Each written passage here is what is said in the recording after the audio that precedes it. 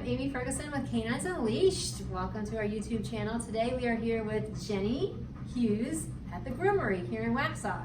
She's a very popular groomer in this area, and we wanted to come here today to teach and learn a little bit more about why we should trim our dog's nails, how often we should do it, and what the benefit is. Jenny, can you tell us how long you've been doing grooming? I've been doing grooming for about 20 years now. And what is the... 22 years, I think. 22. It creeps up on you, right? I lose track of time, I guess. Yeah. So, Jenny, one of the reasons I wanted to reach out to you today was because I was once told by a local rehab veterinarian that she said that two things that keep her in business are overweight dogs and dogs that do not have their nails appropriately trimmed or regularly trimmed. When they get long and lengthy, it realigns their body position and their anatomy changes, and it shifts their body weight, and their gait changes where it actually is doing damage to them when they walk with their hips and their joints out of line.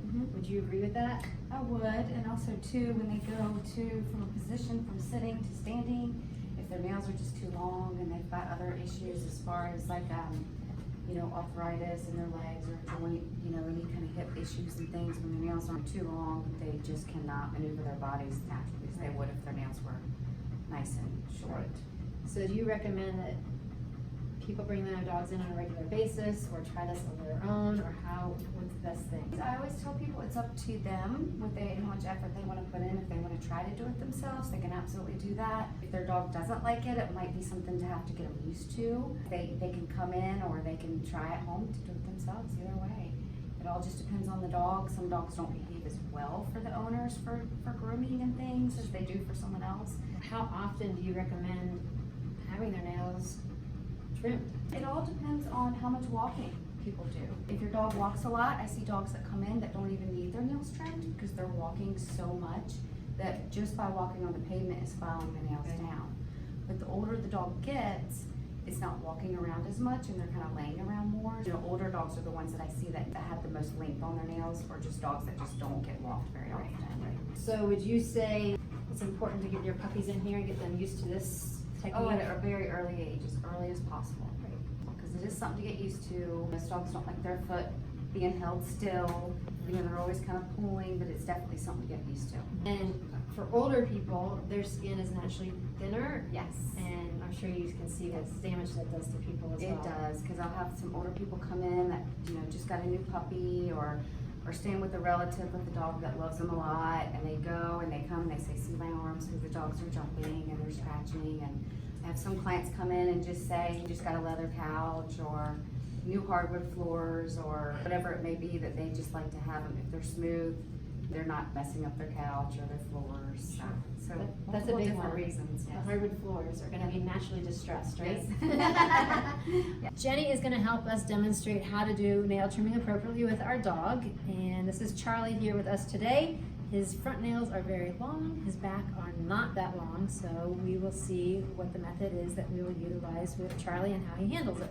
Okay, Charlie, you ready? Okay. Just going to clip this dew claw here. I'm getting length off with my nail clipper.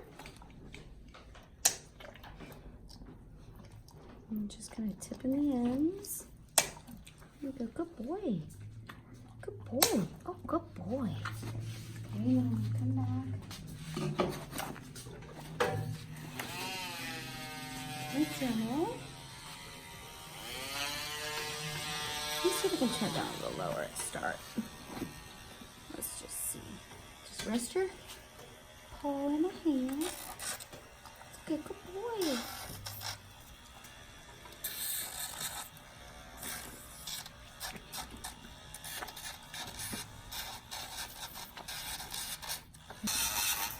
Oh, he's doing very good. Okay. He's doing really good, especially for his first time. So when you do this for the first time on the dog, do you take it easy? Oh yeah. Yeah. I'm trying not to hold tight on his foot. Just trying to let him rest his own foot in my hand. And then I'm just gently rounding the edges so they're smooth, and I get it back a little bit shorter. I may not be able to go back as short, the first time, just because he's simply just not used to it yet. And I want it to not turn into anything that he dislikes. So just keep it a positive experience? Yes. And if they need to come back in 2 weeks, Yes. then do Yes. so. And the more practice, the better. My goal is, like, I always try not to hold the paw too tight. I try just to simply let them rest their paw in my hand. And the vibration of it is really all they feel. It does not hurt.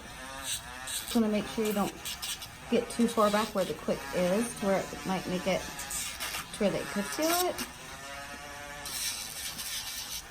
It's nice and smooth to the touch.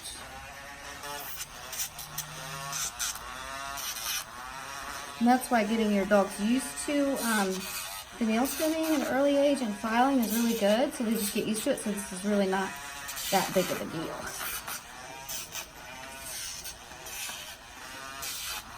There we go.